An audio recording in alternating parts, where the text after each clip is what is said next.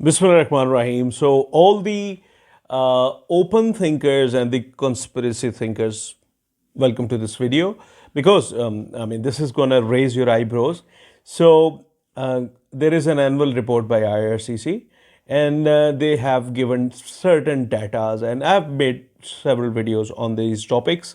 So, this one is about study permits, about the students who are in Canada and how they're going to compete you if you are, let's say, a federal skilled worker or a Canadian experience class or a PNP applicant or a candidate. Okay, so this has certainly raised my eyebrows. So I wanted to bring it to your attention.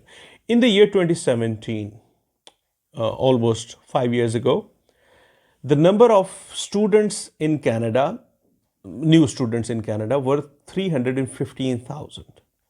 It increased to 354,000 students in 2018. And in 2019, it reached a very high mark of 402,000 new students. And I remember when I was researching about Canadian immigration, I came to know about these many number of students living in Canada and how they are going to compete me and the other people, right? Because from outside, you don't have those points, those expensive Canadian study points and then Canadian experience points, right? So I knew that, okay, this is going to be a problem in the coming years.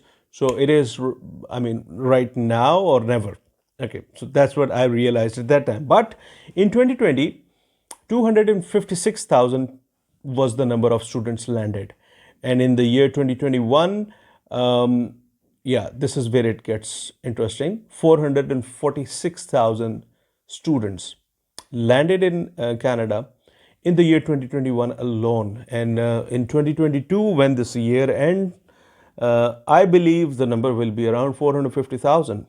Okay, so having these, about 700, 800,000 people studying in Canada, getting ready to become future Canadians in the coming years.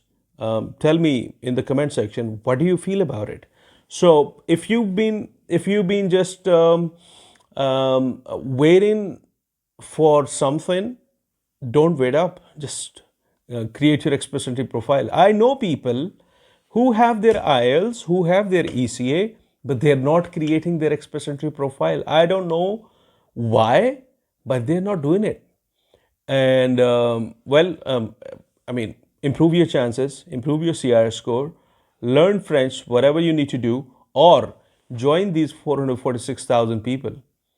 Join these students because in the press conference of the Canadian Immigration Levels Plan, the Honorable Minister Sean Fraser, he said that around 150,000 people who were previously students, they received their permanent residency in the year 2021. So, if you are in one of these people, in one of these students, then you can also become a permanent resident. And this is probably the easiest way right now. You don't talk about the expenses because I give you my example. I spent 1.3 million in the immigration fee and 4.2 million in the bank statement, and that 4.2 million stayed in my bank for about 2 years. Okay, so don't talk about that studying in Canada is expensive. No, it is equal to economic immigration through express entry through PNPs. So it is equal. Okay, so because I've been through that, and I know that the cost is similar or studying cost is less. Okay, because if you have a family, Canadian immigration is very, very expensive. Well, it's still expensive for single people as well, but yeah, it is how it is. And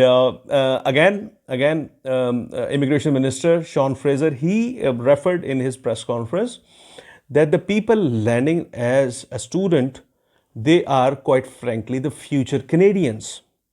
Okay, so he said that in his, he didn't use future Canadians because that is my terminology, but he used similar kind of words. Anyhow, so I believe that this video should move you a little. If your CRS score is 470 below and your your occupation is not really in demand, because frankly there are 30 to 40 knock codes that are in demand, and in total there are 700 600 occupations, right? So not everybody who's watching this video has those occupations that are in demand by provincial nomination programs. So if your CRS is below 470, just join this lot, become a student. The expense is almost the same, right? So with these words, this is Ali Iftikhar, and I'm hoping great things are coming your way.